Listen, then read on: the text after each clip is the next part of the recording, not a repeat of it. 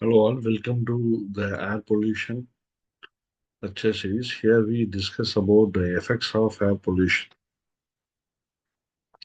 What are the effects of air pollution? Number one, the greenhouse effect. Number two, the global warming. Number three, the thinning of ozone layer, or we call it as ozone layer depletion. And number four is acid rain. And number five is smog. We call it as photochemical smog, smoke plus fog. So what is a greenhouse effect? A greenhouse effect is a one in which the carbon dioxide it acts as a thermal insulator,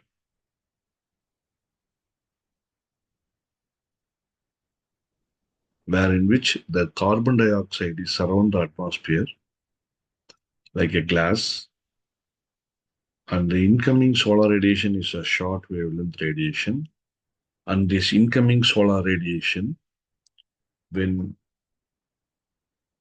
allow this ultraviolet radiation to pass through it,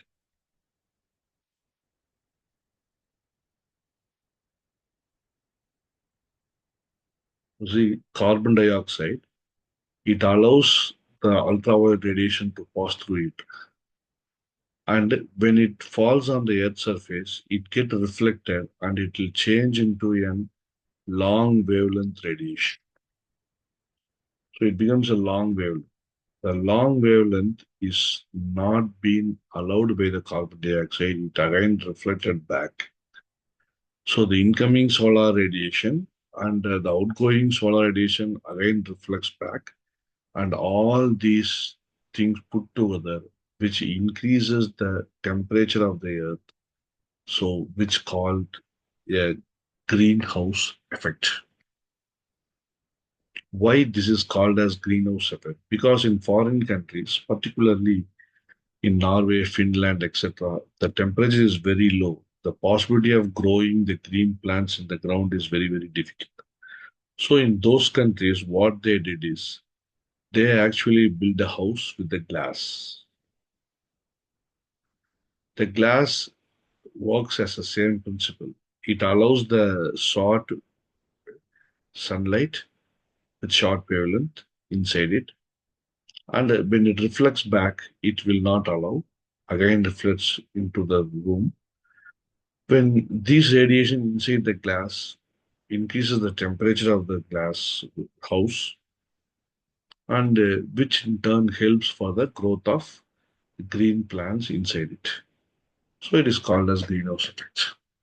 So there are some several greenhouse gases. We know that one is carbon dioxide, and another one is methane, and CFC, ozone, and some sort of water vapor is also found to be one of the greenhouse effect. This greenhouse effect leads to the global warming, which increases the temperature of the earth.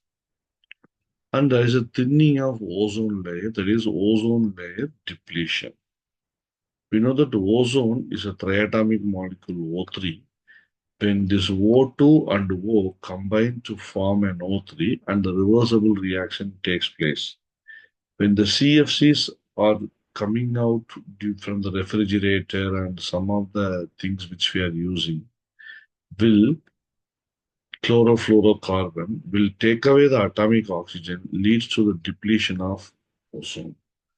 When the ozone layer depletes, the harmful ultraviolet radiation enters into the Earth's surface and which affects the human, which can produce the cancer in skin. And the ozone hole, the ozone depletion is being defined as ozone hole. We know that in the South Pole, the Antarctica is the region where a large ozone depletion is being observed. And acid rain, what is an acid rain? We know that the pH of water is found to be 6.5 to 7. So below 6.5, the water pH is called acidic water. In the atmosphere, we know that nitrogen oxide and sulfur oxide is being found due to the environmental pollution. When this combined with the rainwater, the nitrogen oxide will convert into a nitric acid, and sulfur oxide will convert into sulfuric acid, which in turn they combine with the rainwater and falls as an acid rain. The acid rain affects the materials and skin, soil, surface, plant, etc. Then what is a smog? Smog is a combination of smoke plus fog. So it is a smoke and it fog. So due to heavy traffic, high temperature, the calm means these things are produced. It is a secondary pollutant, and this causes a respiratory problem and can lead to death. So what is the control measure for air pollution? The control measure for air pollution is mainly leads to it's mainly has several built cleaning processes like dispersion, gravitational settling, absorption, rain washout.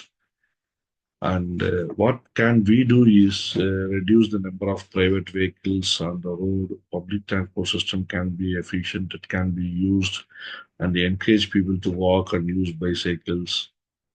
Plant trees that can reduce carbon dioxide, and we have to give an awareness to friends, people around us, so that the pollution can be curtailed with joined hands.